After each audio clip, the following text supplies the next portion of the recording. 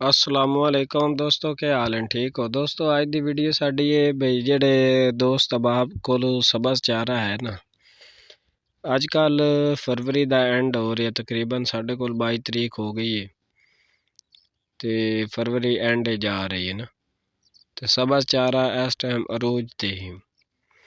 अगर तुसी मुल लैंड दी गल करो ते सब तो सस्ता चारा तुहानू मिल रहा है सबस। उस दे विच बई तकरीबन 250-300 रुपए मण भी मिलता पिया है ते जिन्हां लोगों ने काश्त कीते है उन्हां दे कोल भी पैदावार ज़्यादा है, क्योंकि कोई 18-20 दिन तो बाद दोबारा तैयार हो जाता, कटाई करते रहो ना। और बरसीम ऐसी चीज़ है भाई जितनी यदि कटाई ज़्यादा हो सी ना उतनी यदि पैदावार ज़्यादा है। तो बकरी वास्ते बहुत मुफीद चारा, खीर चारा है, ज़बरदस्त चारा है। जिस तरह अजकल गर्मी का टैंपरेचर बनया ना, इस सबस चारा इंतहाई मुफीद है।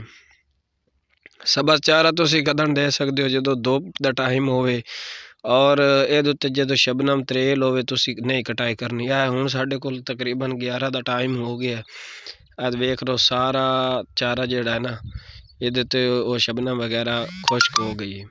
असी यदि कटाई कर रहे हैं और असी हुण बकरियां नूं रजा के देवना मकसद ना, खुरानियां ना दियां फुल कर देवनी है।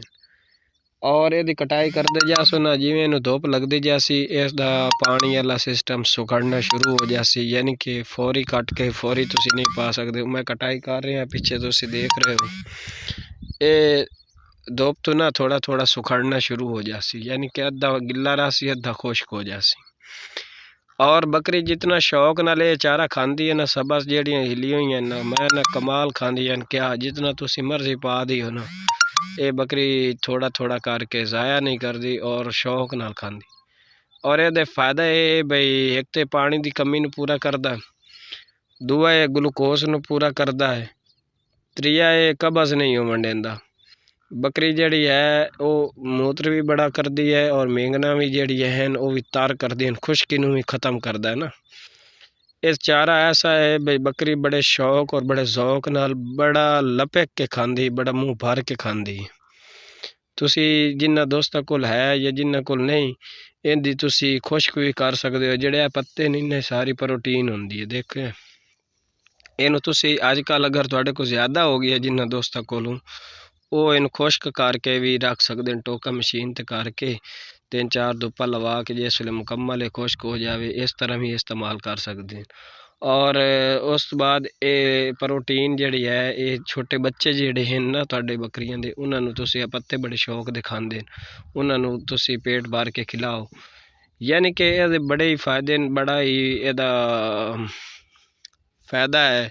अजकल धुप के अंदर ना इनू तुसी बकरियां नूं रजा के देवो, एक तो जगह का भी खुश्क होवन दे ज़्यादा चांस होंगे, जितना ये ज़्यादा खासी बकरी पेशाब ज़्यादा करसी और जगह जल्दी खुश्क हो जासी ना धुप दे टाइम देस होता। बाकी टाइम में तुसी कोई तूड़ी वगैरह या कोई चीज़ और नाल मिला के दे सकते हो। तूड़ी भी ये नाल ज़बरदस्त खांदी है। तो ये लाजमी सारे दोस्त सवाब जेड़ा है सबस चारा भी देवें। उस तो बाद जानवर गर्मी नहीं करता, जानवर जेड़ा है शौक नाल वैसे भी चारा खांदा है और पोश वगैरह और लैंदा है।